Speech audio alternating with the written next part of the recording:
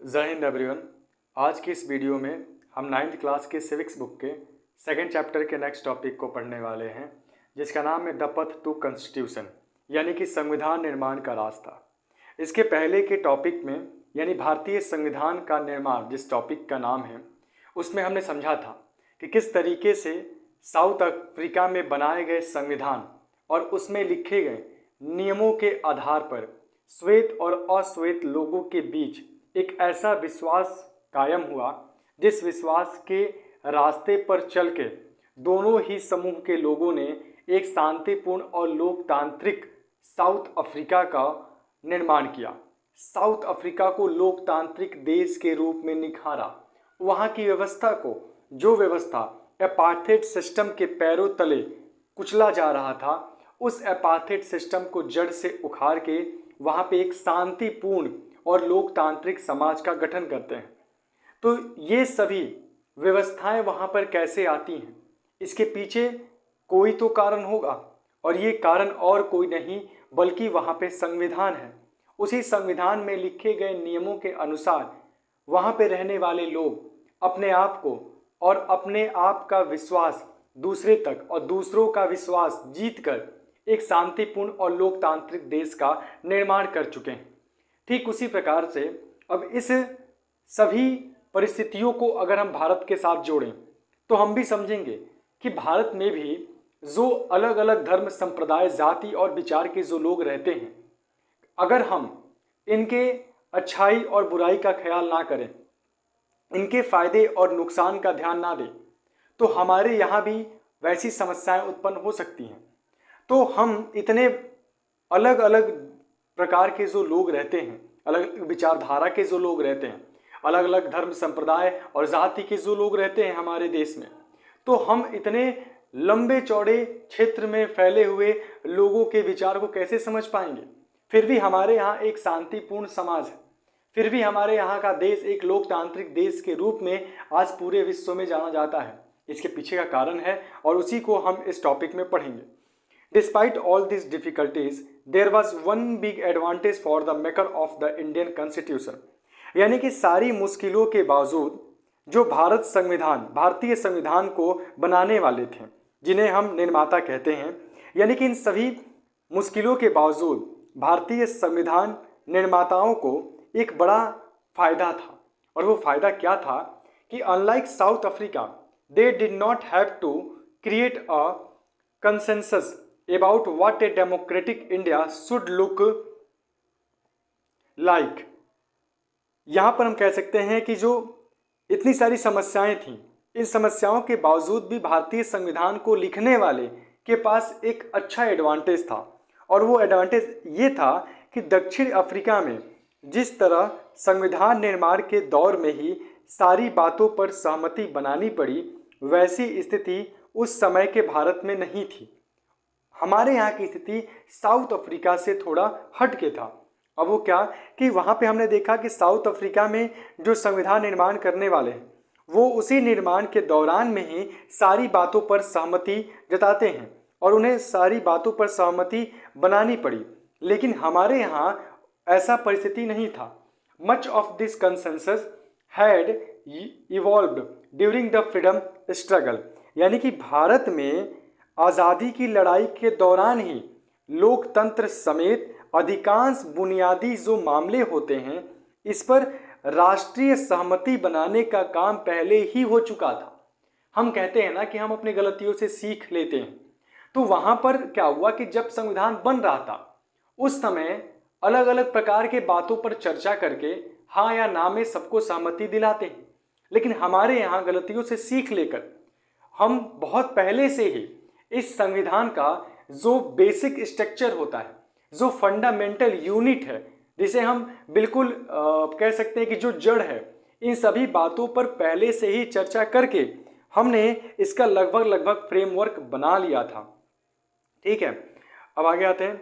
Our national movements was not merely a struggle against a foreign rule, it was also a struggle to rejuvenate our country and to transform our society and politics।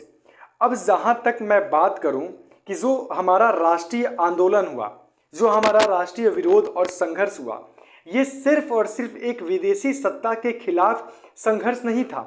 इसके साथ साथ अगर मैं बात करूं तो ये अपने समाज को फिर से जगाने का वरन अपने समाज और राजनीति को बदलने का भी एक अच्छा आंदोलन था।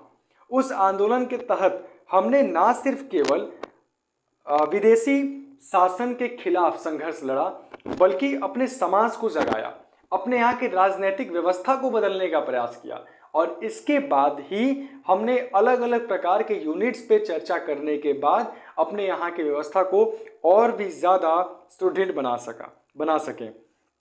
तो इस तरीके से हम कह सकते हैं कि जो हमारा राष्ट्रीय आंदोलन ये सिर्फ एक विदेशी सत्ता के खिलाफ संघर्ष भर नहीं था, यह न केवल अपने समाज को फिर से जगाने का वर्णन अपने समाज और राजनीति को बदलने और नए सिरे से गढ़ने का एक आंदोलन भी था। हमने सिर्फ और सिर्फ उन विदेशी सत्ता के खिलाफ लड़ाई नहीं लड़ा, हमने अपने समाज को जगाने और हमने अपने समाज को एक अच्छा रूप देने का भी प्रयास भरसक कर चुके थे। There were sharp differences of opinion within the freedom struggle about the path India should look like after independence। आज़ादी के बाद भारत को किस रास्ते पर चलना चाहिए, इसे लेकर आज़ादी के संघर्ष के दौरान भी बहुत ज़्यादा अलग अलग प्रकार के मतभेद हुए थे कि किस तरीके से हम यहाँ पर सारे कामकाज को चलाएंगे। सच डिफरेंसेस एग्जिस्ट इवन टुडे। और इस प्रकार की समस्या कहें तो ऐसे कुछ मतभेद आज भी हमें देखने को मिलते हैं, ऐसे कुछ मतभेद अब तक भी बने हुए हैं हमारे यहाँ, ठीक है। Yet some basic ideas had come to be accepted by almost everyone. लेकिन इन सभी समस्याओं को देखते हुए भी हमारे यहाँ जो भी उस समय के पॉलिटिकल लीडर्स थे, जो भी फ्रीडम फाइटर्स थे, इन्होंने कुछ आइडियाज़ को पहले ही तैयार कर लिया था। तो इस तरीके से कुछ बुनियादी विचारों पर लगभग सभी लोगों की सहमति उस समय भी कायम हो चुकी थी।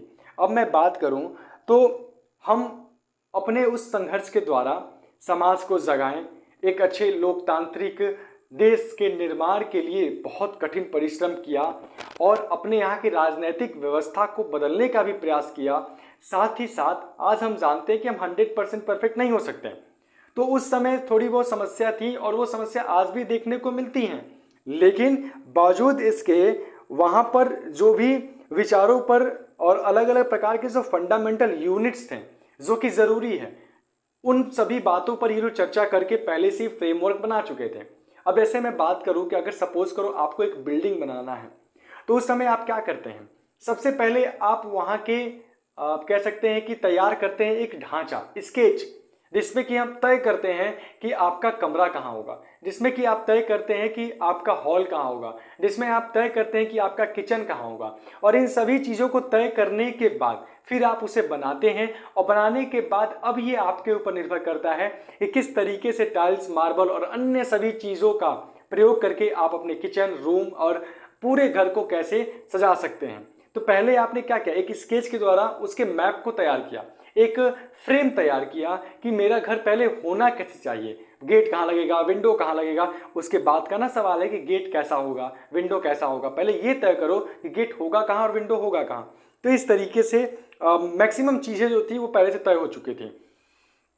As far back as in 1928, Motilal Nehru and 8 other Congress leaders drafted a constitution for India।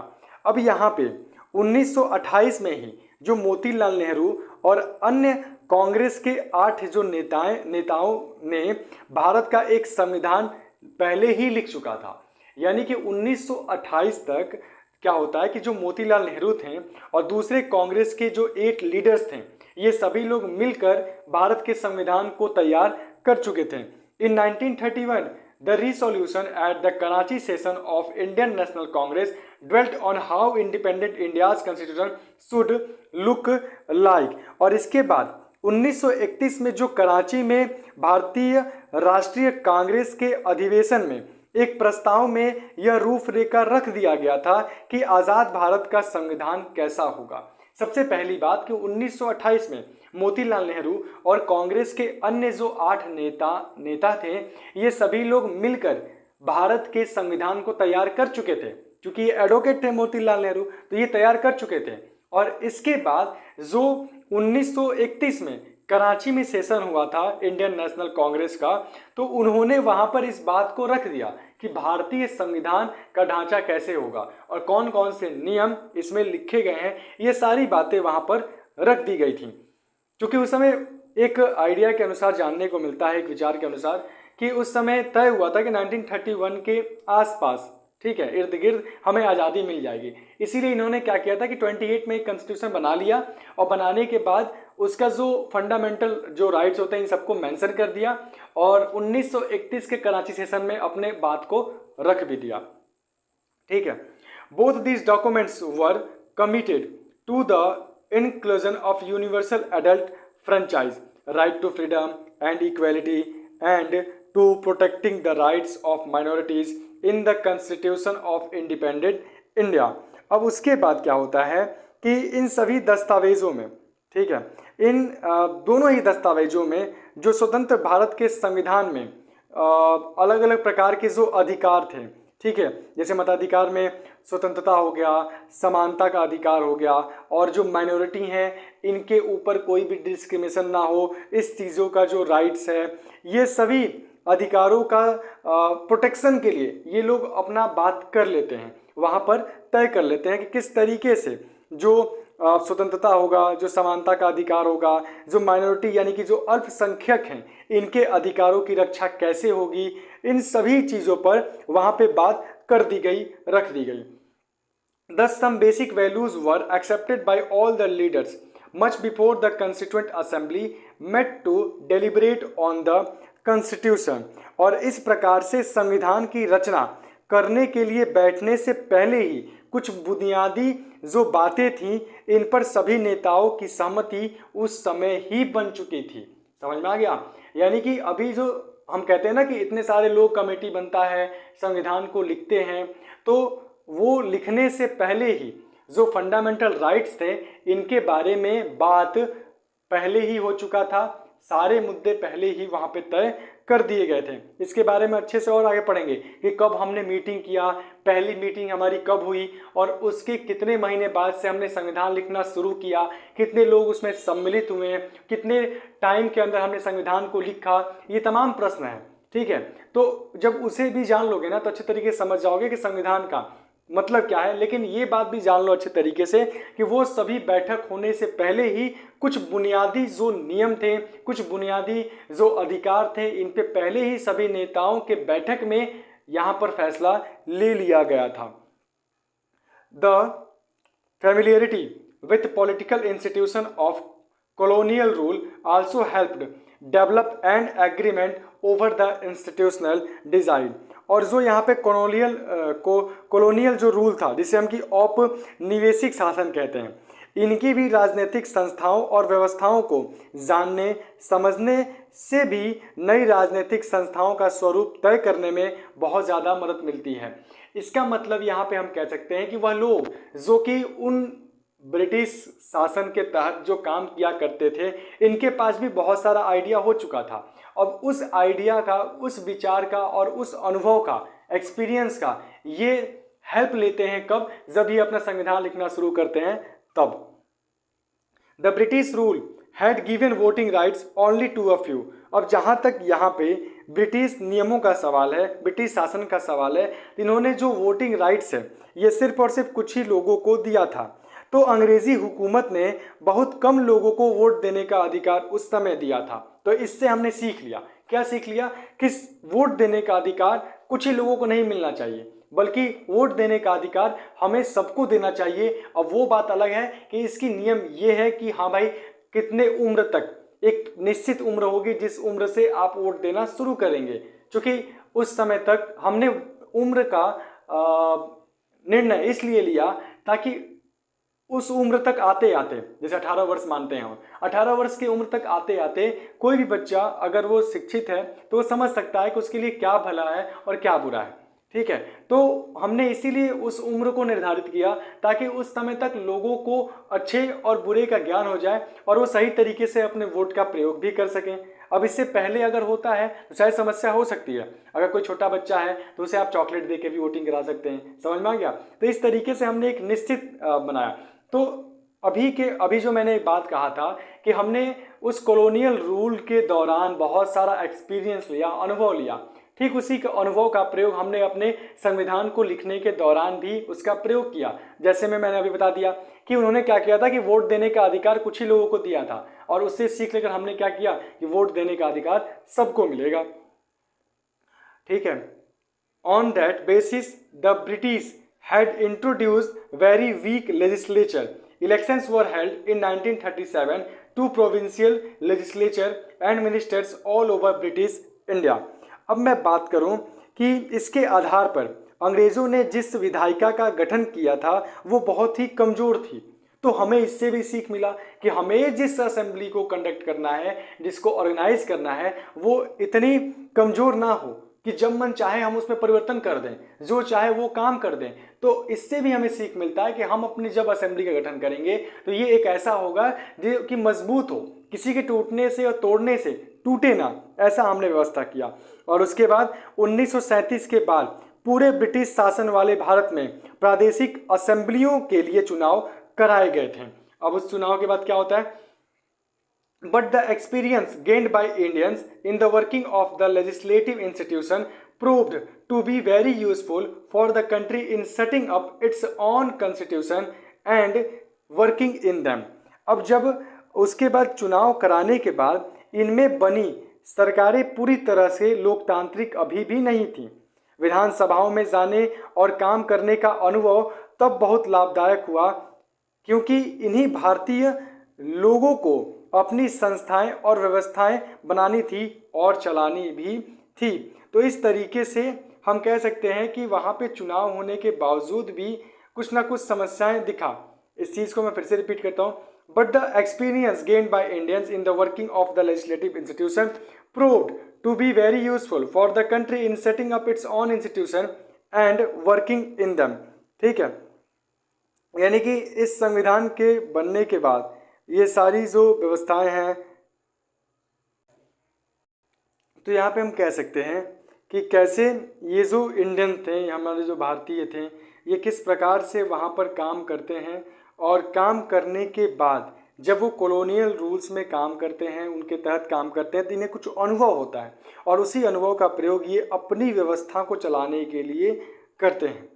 ठीक है, अब आगे आते हैं। That is why the Indian constitution adopted many institutional detail and procedures from colonial laws like the Government of India Act 1935। और इसी कारणवश जो भारतीय संविधान में कई संस्थाओं और व्यवस्थाओं को पुरानी व्यवस्था से लगभग जस का तस अपना लिया गया, जैसे कि 1935 का भारत सरकार का एक नियम कानून। अब क्या होता है कि जब भारतीय संविधान में कई संस्थाएं और व्यवस्थाओं को पुरानी व्यवस्था से लगभग जस का तस अपना लिया गया, इसका कारण क्या था? इसका कारण यही था कि इससे पहले जो भी हमारे यहाँ नियम थे, जो भी हमारे यहाँ काम करने वाले लोग थे, इनका अनुभव था और इनको लगा कि कुछ नियम जो हमारे लिए अभी भी अच्छे साबित हो सकते हैं, तो हमने उस नियम को क्या कर लिया? एक्सेप्ट कर लिया। Years of thinking and deliberation on the framework of the Constitution had another benefit. आज़ादी के बाद भारत के स्वरूप को लेकर वर्षों पहले से चली जो भी बहस था, इनसे भी काफ़ी लाभ पहुंचा। आज़ादी के बाद भी भारत के स्वरूप को लेकर कि भारत कैसा होगा, किस तरीके से हम इसके संविधान को बनाएंगे, कैसे समाज का निर्माण करेंगे, इसको लेकर लगातार बहस चल रही थी और इस बहस का भी हमें फ़ायदा होता है। Our leaders gained confidence to learn from other countries.